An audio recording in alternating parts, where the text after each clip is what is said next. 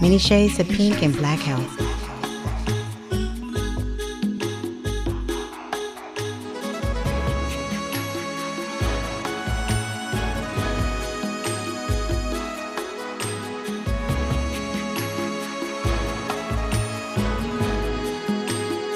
Many shades of pink and black health, where good health equals long life.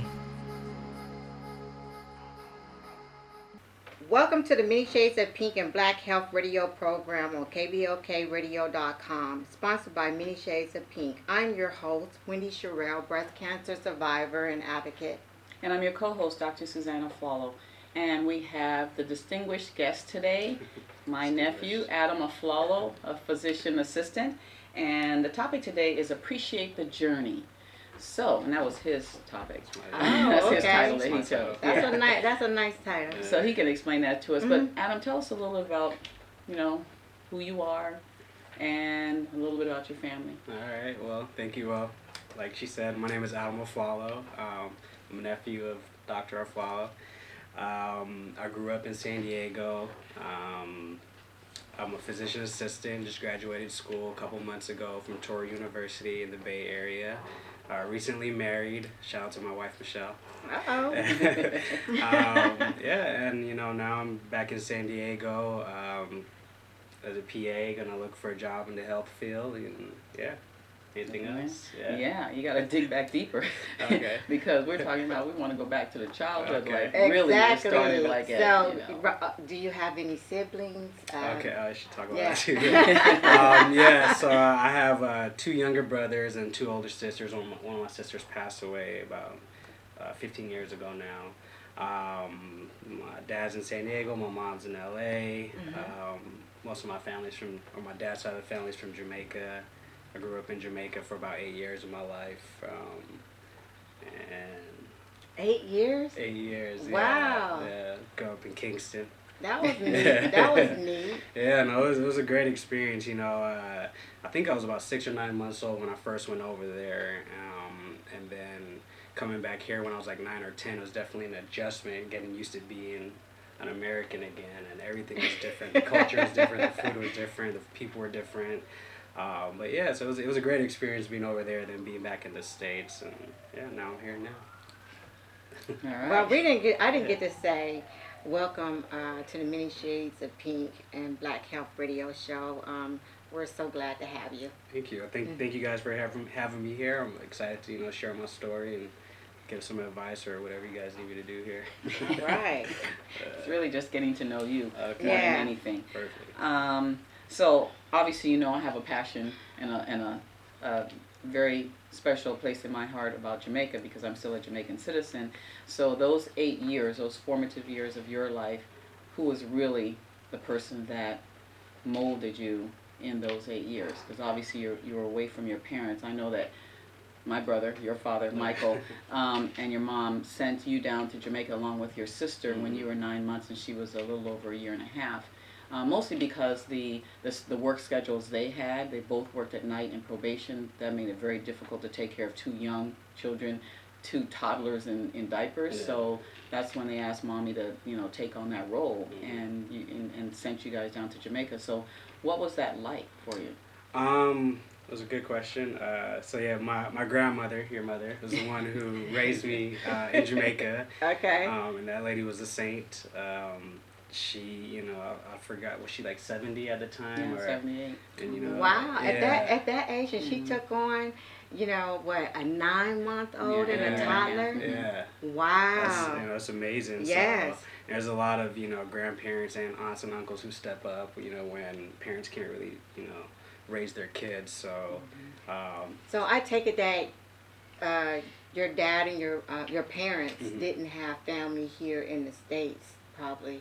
Because I understand that because I was, same thing here. I was raised by my grandparents while my mom went to work, so the grandparents took care of the kids. Exactly. But you probably didn't have family like that in the States, so that's why they had to, the family was in Jamaica? Yeah, well, I'm not quite sure how that whole process worked. I know from my dad, he he really trusted my grandma, and so Okay. that's who he wanted to, raise me, because he Yeah. knew she would do a good job.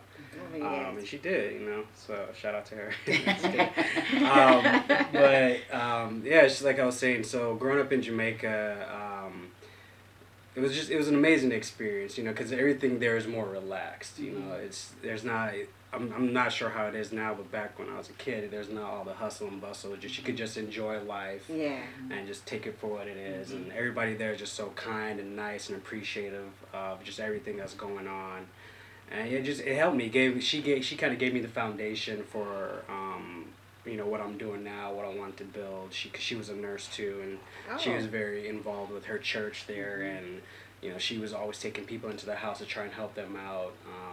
And that's what it is in Jamaica. You help out your friends, your family, whoever, just help them off the streets. So yeah, so that's kind of the background I have from Jamaica. Yeah, exactly. Yeah. So when you came up here, part of the reason why you actually were brought up here, otherwise you probably still would be there now, is actually Mommy got ill. And so when we moved her up because of her illness, then obviously you and your sister had to come up. So when you got here, not quite knowing what to do, we ended up kind of separating you and your sister because you wanted to stay with Grandma, and your sister wanted to go with her mom and her sister. She wanted to be with more girls, so that was part of that thing. So you guys separated a little bit, but you were at least able to stay with your grandmother for another 9 months or so. Yeah, I remember, when we first came to the States, I went to go live with my mom, and that was interesting too, because I was like 8 or 9 at the time, and I never lived with my mom, so that was like a whole new experience to get used to.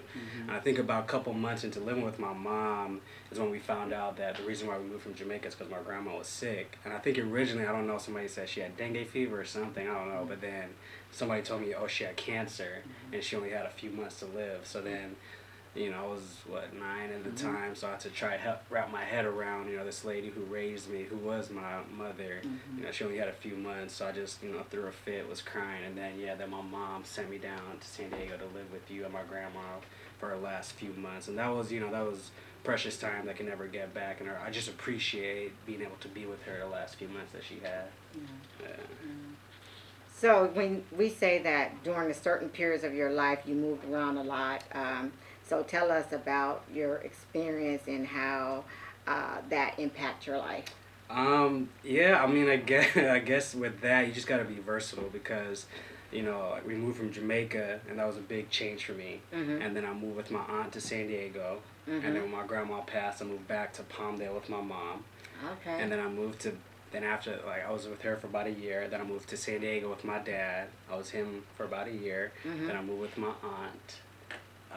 And then I moved back with my dad, and then I moved back with my aunt. So it was like, it was a lot of change. So you moved around a lot. Yeah. Okay. It was just, it was constant movement, and it was, I remember, I think I lived with my aunt, I guess, 3 different periods of my life, and I think the second time that I moved away from her, it was, I don't remember why it was, but I just remember, my aunt was a little strict, and so going with my dad, I had a little more freedom, just to kind of run the streets, so maybe that's probably why I wanted to move, but, and then finally when I moved back with her in my high school, I think, I was going into the 10th grade, or I was in the 9th grade, and I think I wanted a little more stability in my life at that point, so that's kind of what prompted that transition to go back Right. and live with her, but...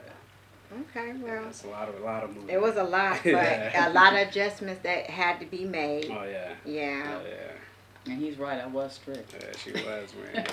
I can imagine. Yeah. I can only imagine. Yeah, it was tough. I turned out all right. Yeah. Despite all of that. Yeah, But I can obviously say the way how I raised him was really a continuation of how my mother raised us, which is she did not raise her voice, she did not curse or say any bad words, she did not raise a hand at us, and so, I don't know, people can say that may not be the right way, but that was the way that worked for me, and that was the only way I knew how to raise a child, and so raising Adam, there wasn't any of that. I mean, he can say that there was certainly no yelling, no screaming, no cursing, anything like that.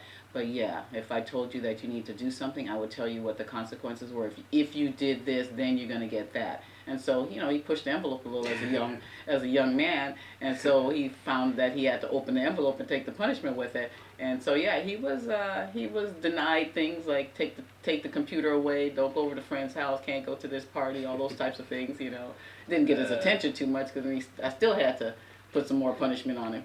What I can say about that is just I remember with my dad and my mom used to get whoopings, a lot of whoopings. But with my aunt, she never, like she said, she never raised her voice, didn't whoop me. But she did, say she was disappointed in me, and that goes a long way when you're a kid because you don't want to disappoint your parents. But yeah, that really put me on the straight line. Yeah.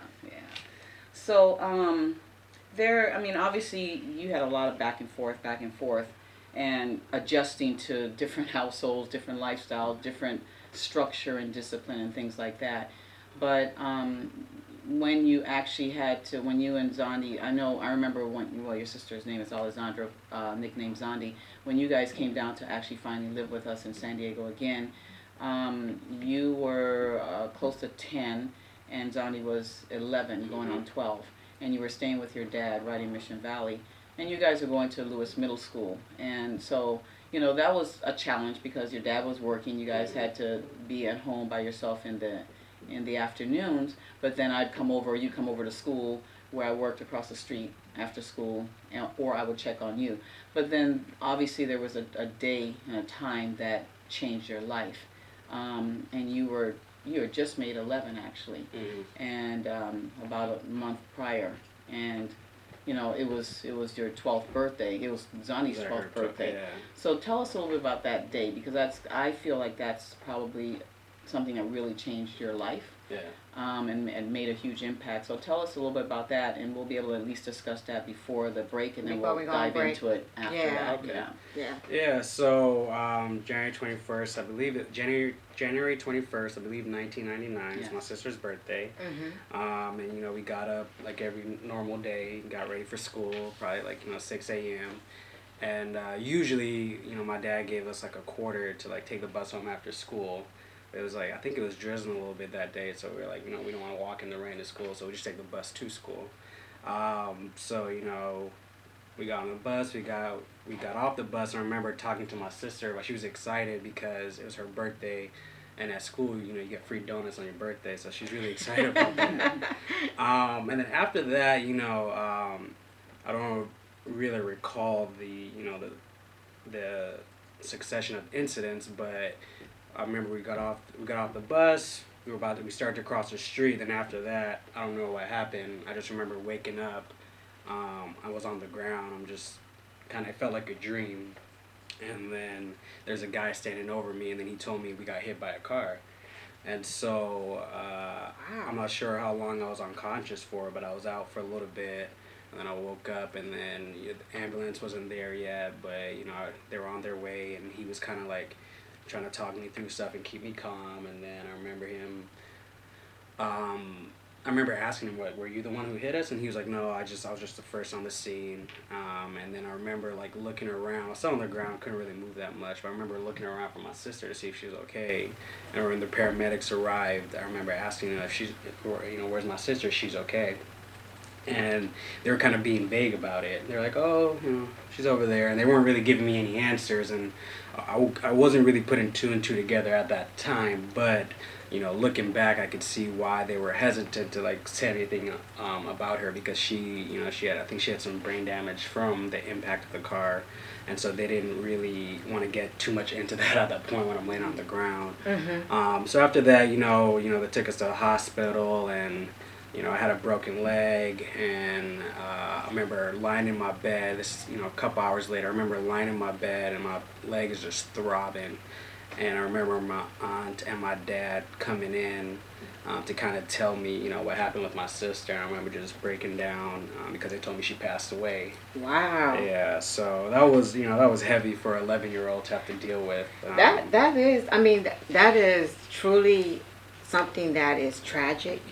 And to actually experience that so young and at 11, and probably just not really understanding exactly to what this took place and to the extent how did she die. Yeah. So I know that we'll dive more deeper into it because I'm interested because I've had a lot of tragedy as well.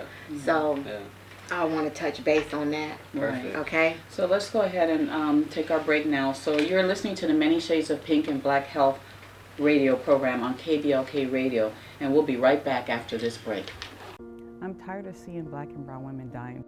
They tend to have breast cancer that's more aggressive. They are at a 41% higher risk of mortality because we're identifying breast cancer at a later stage. Coleman is here for women of color. We are providing free mammograms. It's important that the women of color get their mammograms, get treated, and save their lives. We are more than pink. Welcome back to the Many Shades of Pink and Black Health Radio program on KBLKradio.com, sponsored by Many Shades of Pink. I'm your host, Wendy Sherrill, breast cancer survivor and advocate. And I'm your co-host, Dr. Suzanne Afflalo, and our guest today is Adam Afflalo, a physician assistant. And our topic today is Appreciate the Journey. So before our break, we had just touched on that tragic experience that you and Zondi had with the accident. I want to fill in the audience a little bit because I know from an 11-year-old perspective that it was so overwhelming.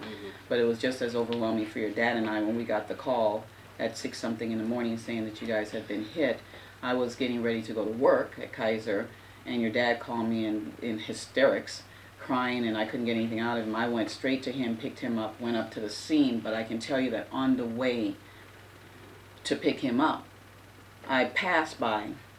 Okay, I'm going east, and 2 ambulances are going west on Friars. And not knowing that, not knowing what had happened, not knowing that you guys were in those ambulances, I went to pick him up and went to the scene. When we got to the scene, everyone was around there. We're trying to ask questions, what happened, what's going on. So this happened in San Diego? You're right up the street on Waring and near Zion, up on like Ally Gardens. Ally Gardens area. on Oh. Waring Road. Yeah. Wow. It's just a crosswalk where the kids have to cross over Waring Road, a very busy street, to get over to their middle school, Lewis Middle School. And my understanding when my brother and I went up to that place, that we asked, what's going on, what happened, and a lot of people were saying that several kids had been hit at that corner and nothing had ever been done. But I can say that we only know at the end of it all that, by the grace of God, that it took Zondi's death to finally put a light there to save lives after that. So we never know why our loved ones are taken. Yes. But first they tried putting a stop sign there, and people kept just burrowing through there. They would run the stop sign. So it actually took the city having to put a stop light in there in order to make sure that there were no other children that would die. Yeah, so it basically took someone's life, a child. Yes. Yeah. For them to do something about that. Because there had been children hit in that crosswalk many times. Before, Yeah. And that's what they told us. So needless to say, when we got there, my brother and I got there, we obviously had missed the ambulances, and then it dawned on me, they said they had just taken them. So what happened was, I'm like, then the light went off. It's like those 2 ambulances I passed by they were going west on Friars, I was going east, were the 2 that had Zondi and Adam in there.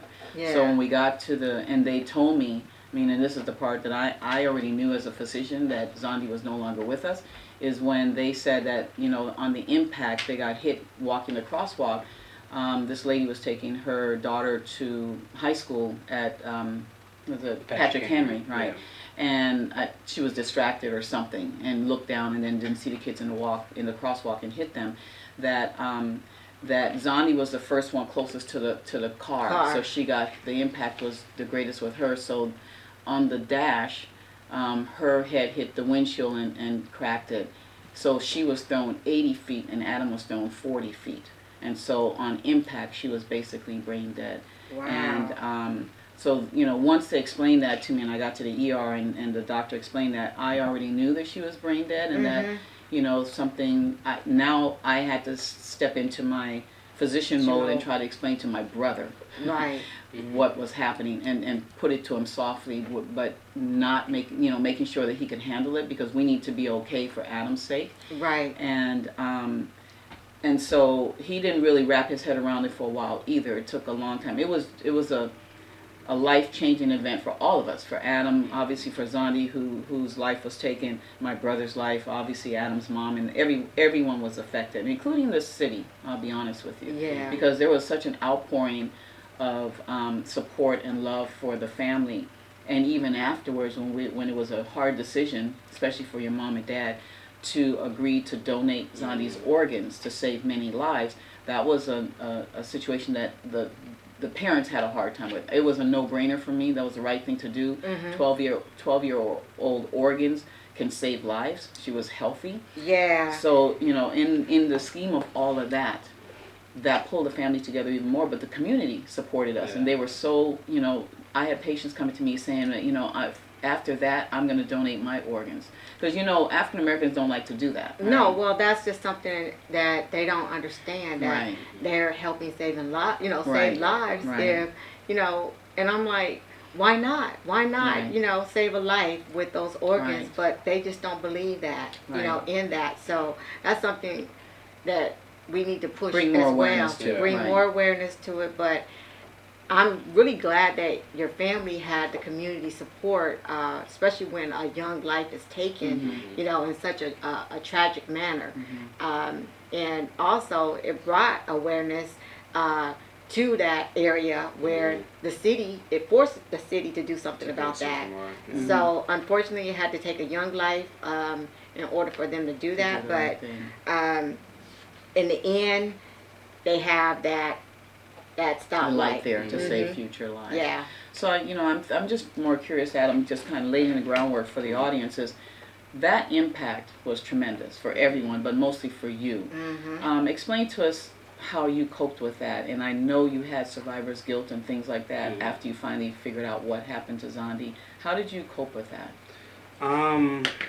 That's a interesting question, coping with tragedy and coping with a loss, because it's hard and there's no I guess everybody copes in different ways, and especially when you're a child, figuring out that 11-year-old mind trying to wrap your head. your brain and the concept of you won't ever see your sister again. Exactly. Yeah, and that's what I had to deal with, because she had been the most stable person in my life, for with all the changes and all the moves. My sister was always with me, and so now I lost the most stable part of my life. So I was like, what do we do now? I think I'd gone to a few therapy sessions with a child psychologist, which I thought was very helpful. And then I think just I had a lot of support from my family, a lot of support from my friends and my school, and that really helped a lot. Just being able to talk to people about my sister and my experience, that really just helped me to open up more instead of just keeping it inside. So you didn't shut down in any form or fashion, and can you say that going to see your therapy session, was it very, very effective? Because that's another thing that our black community do not believe in, is going to actually see a therapist or a psychologist to receive help when when you endure such a tragic event in your life. So can you say that was very effective? And I think that's probably one of the most effective ways I think that I was able to get through it, was the therapy, being able to talk to somebody from the outside. They don't have any judgment, they're just there to listen. And then that's what we need sometimes, just somebody to listen and talk to and get things off our chest. And I think the people around me, they didn't allow me to close up. Like my friends, my family, everybody was just always, they were just worried about what this experience would do to me. So they were always just pushing me just to confront my feelings and just be vocal about what's going on in my life. And so that was the biggest benefit, I would say, was a combination of going to therapy and having a psychologist there just to help me deal with my emotions that I was feeling, and then a good support at school, friends, family. That was all just instrumental in helping me to get through this incident.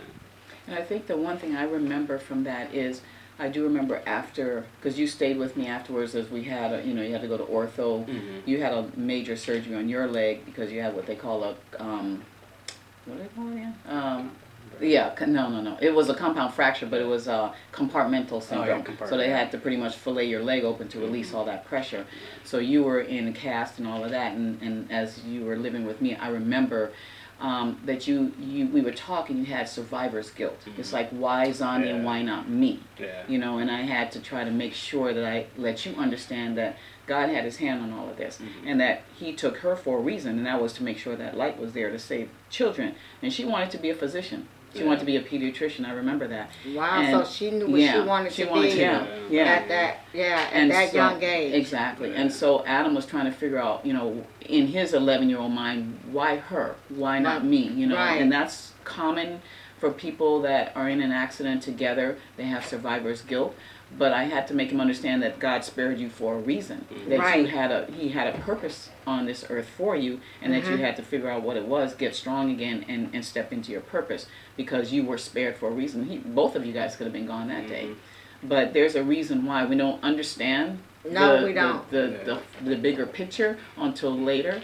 But to me, it was very clear. And so pouring into you in that regard, saying you've got to stay strong, you've got to, yes, Zondi is gone, but look how many lives she saved by, number one, having the light there, but number two, donating all her organs. She saved about 6 people's lives. And we were able to actually meet those people, which was an awesome experience. You know? That is an awesome experience. Well, let me ask you this, Adam. At any point in your young life, did you ever get depressed? I think I did. That was not really related to that incident though. Like my aunt was saying, you know, I did battle with the why my sister, why not me type of thing. I think anybody who faces a tragedy like that, it's like, you know, why was I saved? You know, that's kind of like what I was telling my aunt about the title that I want to appreciate the journey. Is even though I did face that tragedy, I was able to grow from it, and I was able to, now I have a talking point with people who've lost somebody really close to them, especially, you know, or parents who've lost a child, you know, or siblings who've lost another sibling. I can relate to them, and they somebody that they could talk to now because I can relate to that, you know. Right.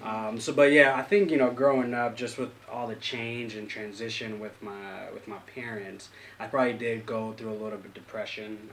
But I think that was unrelated to the accident though. But again, I think, you know, therapy and then having somebody to talk to is that's the way to come out of it, I would say. So you're saying, okay, you didn't at any point besides the survivor's guilt of your sister dying and not you. Can you tell us can you think back to your young self what those emotions felt like? Yeah. I think it was mostly it was a big sadness and a big void in my life not having her there. But what really helped was, like my aunt was saying, was when we got to meet the families of the organs that we donated, and just seeing the joy on their face. Kind of, it didn't like, you know, erase the fact that my sister's not here anymore, but it definitely helped a lot because they were so appreciative. And you know, it's a tricky situation for them too, because here they are, they're receiving organs from my sister who passed away, so they want to show that they're thankful for receiving the organs, but they don't want to overstep any boundaries. Right. But that, I would say, meeting them did so much for my life, just seeing the happiness and the joy in their faces that they had some more time to spend with their loved ones, you know. And I got you know, a good 11 years with my sister. I wish it was more, but you know, I was appreciative of the time I did have with her. And actually, one of the gentlemen whose daughter, I forgot what his daughter received, like a part of her heart or a liver or something, but he reached out to me on Facebook like 5 years ago. Wow. And it was really cool just to talk to him. His daughter eventually ended up passing, but he got like another 3 or 4 years with his daughter because of my sister. So stuff like that was really what helped me to, you know, overcome this and not go into depression stage, because I was able to see some of the positive out of such a tragic situation. So you actually turned the something that was so tragic into something positive. And I think that donating those organs, your sister's organs, brought joy to your heart. Oh, it definitely did. Okay. Oh, it definitely did. Yeah. And that was, were you in the 5th or 6th grade by then? I was in the 6th grade, when that happened. Yeah. So, so we'll transition a little bit into the school years. Okay. So you had an interesting time over at Lewis Middle School, but then you tell us some more about the high school years and where you start off, where do you end up? Okay, yeah. So in high school, you know, at first I started out at Patrick Henry High School. And then about halfway during that year, I got kicked out of school because I didn't live in that area. I remember the counselor just was mean and just, I'm crying because these are all my friends who I grew up with. This is where you want to go. Yeah, That's where you want to go high continue. school, Yeah. with my friends, but he was just like, no, like, the school was overcrowded, so they were kicking out everybody who didn't live in the area. Wow. And my dad had moved to El Cajon, so I had to go to El Cajon Valley for the other half of the year. And that was a big change because Patrick Henry's mix, they would bust some kids in from Southeast. Then you had like a lot of white families who lived in the area. And I went to El Cajon Valley. It was mostly blacks and Middle Eastern. So that was kind of like a changing culture for me. So what is it? Is El Cajon? What is it? El Cajon High? It's El Cajon Valley High School. I don't know if I. Yeah. Where is it on one? I don't remember.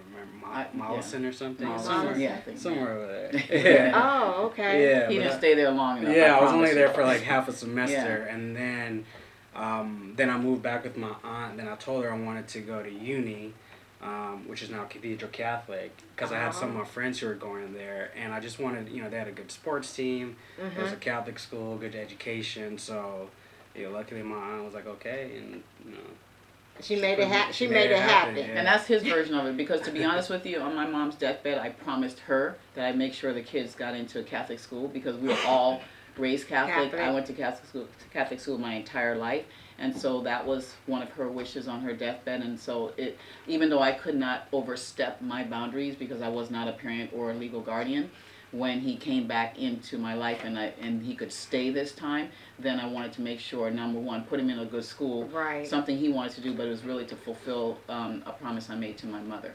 So going to University of San Diego High School was a good thing. I think you were the last graduating year there before. We were last class before they moved up to Del Mar. Now they're Cathedral Catholic. Wow. But yeah, it was a great high school. Taught me a lot. Prepared me to get into college, and I love that experience there. Played some football there too. Played football with a really good team. And at this particular school, was it diverse? No, not really. No. There was like I could probably name all the black people who went to the school. Brock, Thaddeus, Demetrius, Brandon. I could literally name all the black people who went to the school. It was a very small group of us, but we were all tight. We all hung out together. There was like one bench in front of the gym. It was called the black bench, where we used to all sit down and hang out.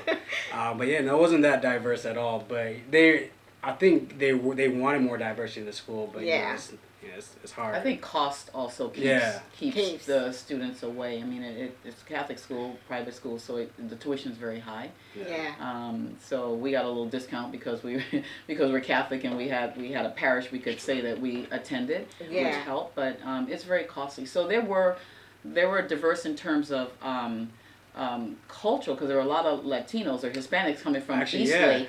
And they were all from Tijuana. They were coming from Mexico. And some of them were affluent. Yeah. I mean, they had lots of money. I remember you coming home saying one of your friends had a Hummer, a new Hummer. Some had new, what was it, Mercedes Benz. One of them ran it into the pool and got a new one the next month. I'm thinking, okay, we're not competing. We're not keeping up with the Joneses. Okay, we're just gonna get an education for you. Well, see, the Hispanic community, they're Catholic, so you would. But when you see the ones that's crossing the border to come here and they come from a very, very wealthy background, you're like, wow. Yeah. No, they were probably the richest ones at the school. But it was a lot. I mean, it was kind of diverse, like, I guess socioeconomically. There were some people there who were there like on scholarship. I mean, there was other people there who just probably paid like the full tuition, but. Yeah, they were balling there. I wasn't one of the balling ones, but I did all right. He made it. Yeah. So then after uni, I know you set out for college. You were not going to stay at my house if you weren't going to go to college. So tell us a little bit about your process in terms of trying to figure out what school you want to go through and what did you want to do at that point. Yeah, at that point, like all kids going to college, like I wasn't really 100% sure what I wanted to do, but I kind of had an idea. So I started applying to schools. I think like I wanted to stay in California, but I think I applied to one out-of-state school. And at the time, I was thinking I wanted to do Only one? yeah. I mean, like, I love Cal. I didn't want to leave, you know. I think at the time, you know, I wanted to do physical therapy or sports medicine. And then I looked into Loyola Marymount because both my dad and my aunt went there. And it seemed like a cool school at first, you know. I mean, I did end up loving it, but I wasn't really, like, gung-ho about going there. But when I got in, I was very excited. I remember when I visited, though, I was like, oh, that's okay. But then when I finally got the acceptance letter, I was, you know, ecstatic and super excited to go. And, you know, again, another one of the big decisions of my life that helped me shape me who I am right now.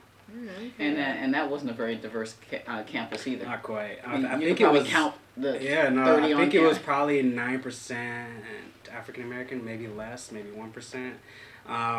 And actually that community there was kind of really what helped me get in touch with me, you know, being a black man. Even though we were such a small community, we were all close and bonded together. And I remember I had a lot of friends who went to school in LA. They went to like all black Catholic schools or all black schools. Then when they got to LMU, it wasn't all black anymore. And so a lot of them like had some struggles and a lot of transition being a minority. Even they've been a minority their whole life, but you know, growing up in LA or whatever, they didn't really feel like being a minority until they got to the college campus. When you say you said that experience helped you to understand being a African American, you know, man. What do you mean by that? Just they were really big on that campus about, you know, figuring out who you were, you know, and trying to identify, not really just put yourself into like a category, but just really identifying who you were. Like what are you gonna do for this community? How are you gonna help other people? And like who are you? You know, and so I was a part of a program called TLC, which took incoming freshmen, African American freshmen. Okay. They took them in 3 weeks before school started, and it's a program that sets you up for success because they introduce you to the president of the university, the vice president of student affairs, the head of judicial, just anybody who's anybody on that campus, you know them on a name-to-name basis. And they kind of acclimate you to what college is going to be like, but they still give you like a small community of African Americans that you could turn to. Because something that I've seen in the black community, maybe it's getting a lot better now, was there wasn't a whole bunch of networking. Right. And they were trying to teach us, if you want to make it, you got to know how to network, because that's what all the other students were doing. They were networking, right? You know, passing down notes, passing down contacts, but we weren't doing that in our community, right? And so that's really what this program was geared towards, was, you know, showing that you did have like a network and people there to help you out if you were struggling. Okay, so your career choice. So going into college, was your mind already made up about what your career? Yeah. And when you entered college, how did that change? Going into college, I thought I wanted to go into physical therapy. I wanted to be around sports. I wanted to be in medicine. I thought physical therapy was like the best mix of both. But it didn't turn out that way. You know, once I got to college, I got more involved with a lot of like social justice type stuff, a lot of helping out, and then I started to see my passion wasn't in physical therapy. So no longer in sports. Yeah. But more like public health? Yeah, I would say, yeah, definitely public health, and just being more available to helping others.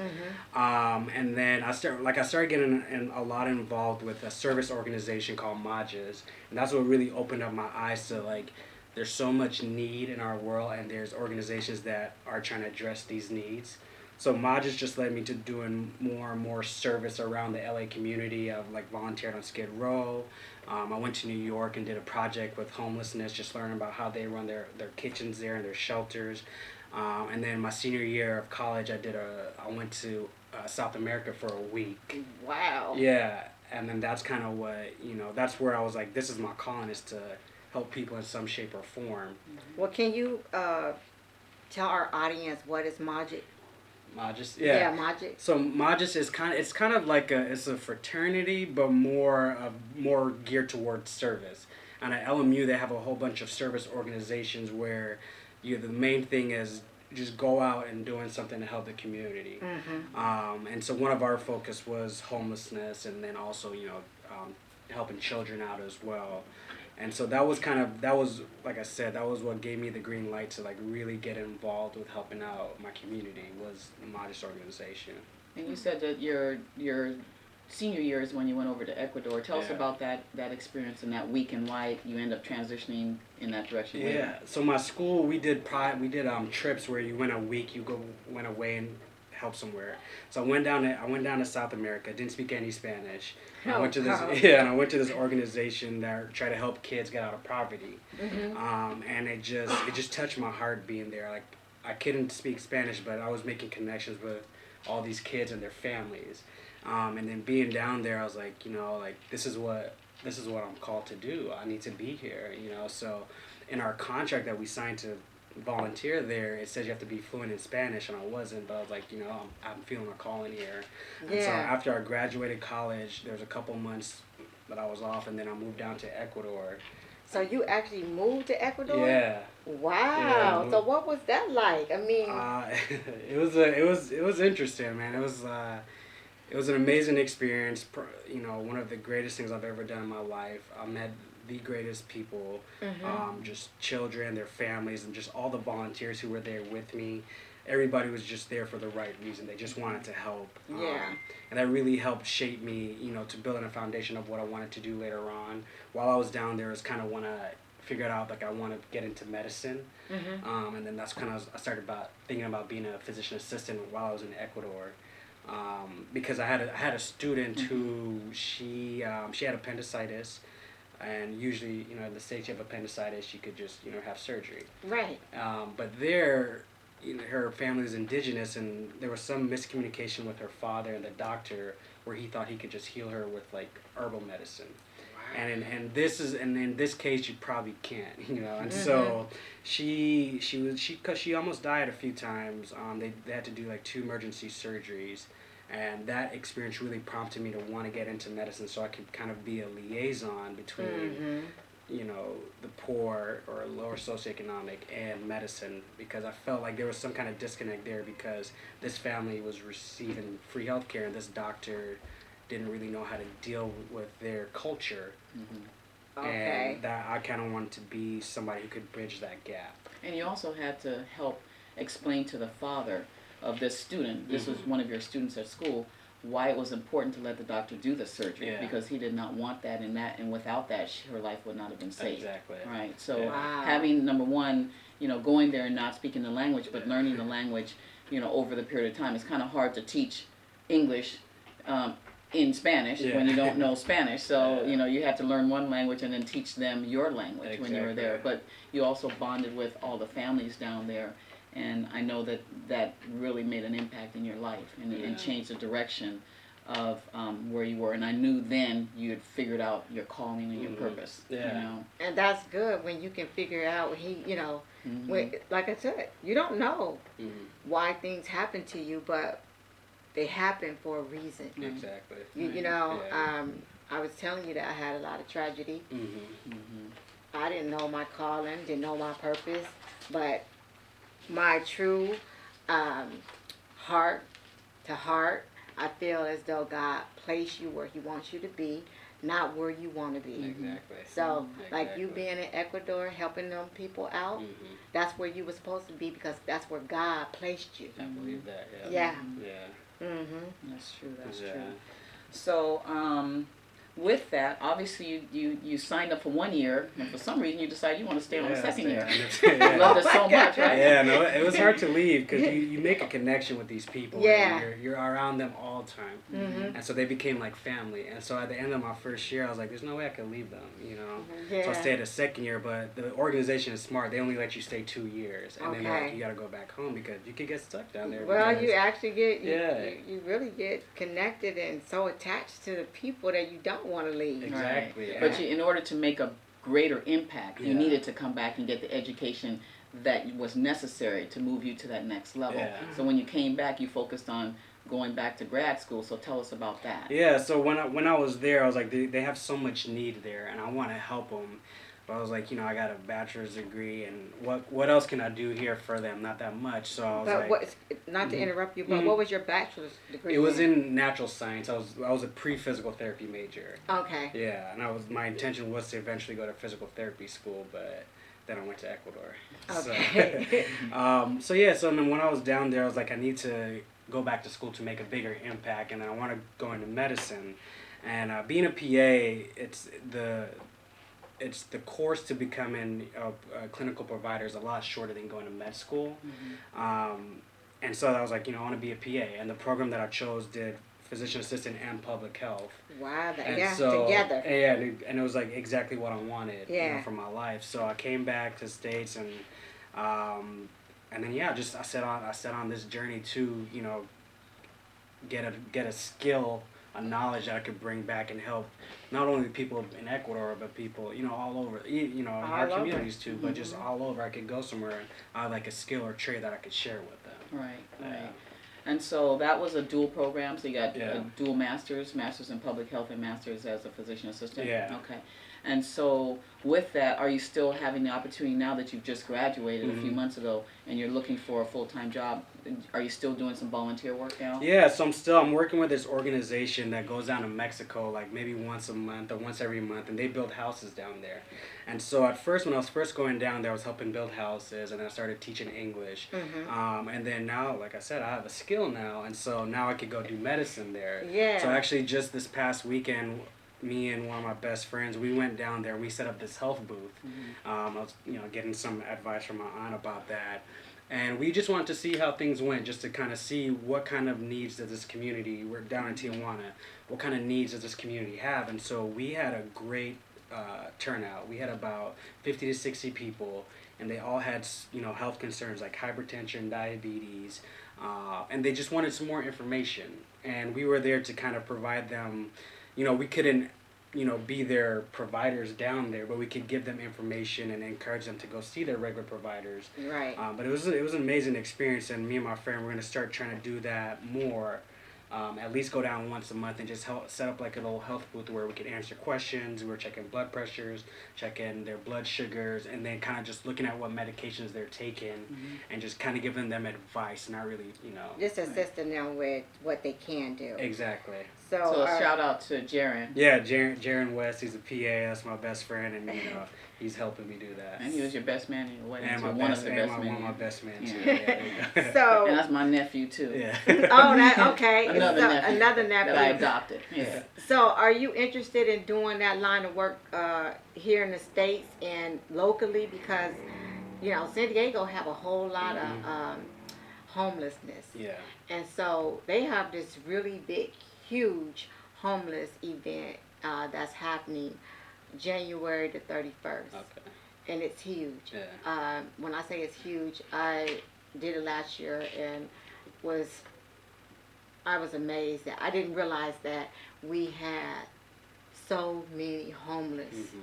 And a lot of them just don't have a lot of resources. They don't know the resources. And so as an organization, or I think that, you're into this, you're into helping people. You're into, assisting them. So I think that would be something that you and your best friend could volunteer to do as well. I would love to, and I think there's like a certain type of joy that we get from helping the less fortunate. And because every time I go and do some type of work, like I just feel fulfilled. And I think it's needed because there's, for some reason or another, there's so many people who don't like going into a doctor's office or going to get checkups and stuff. So I think it's just, if you can make it easier, like going out into the community, that will just encourage them to take more control of their own health, because nobody likes going to the doctor. I don't. Right. But it's necessary. It's necessary. But that brings us also. Do you want to announce our? Well, I am going to announce it. We'll make a quick announcement. I'm just curious.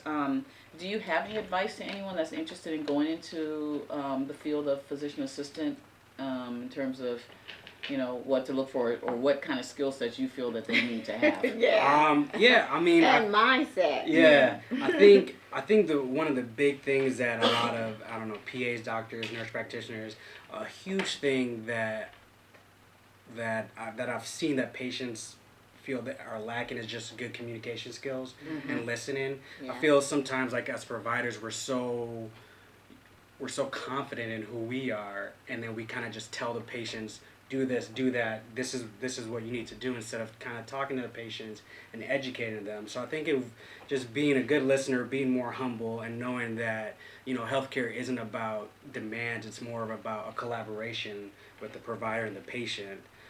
I think that would, you know, take providers a long way. So just knowing that, you know, you're not the boss, you're just working, you're a partnership with your patient. So you're the middle person, because I understand that nurse practitioners and physician assistants, sometimes they have a better rapport with the patients than the actual physician. Yeah, I that's what I've seen in my experience so far. A lot of my patients they feel like, you know, PAs or MPs sometimes take more time. Yes. Sometimes, you know, the doctors are really busy. They have a huge patient panel. Yes. And so the MPs and PAs sometimes we have more time to give to the patient. That's all the patients really need, is just time to talk. Right, and I think listening more is just being attentive. Yeah. Yeah, I agree. I think so.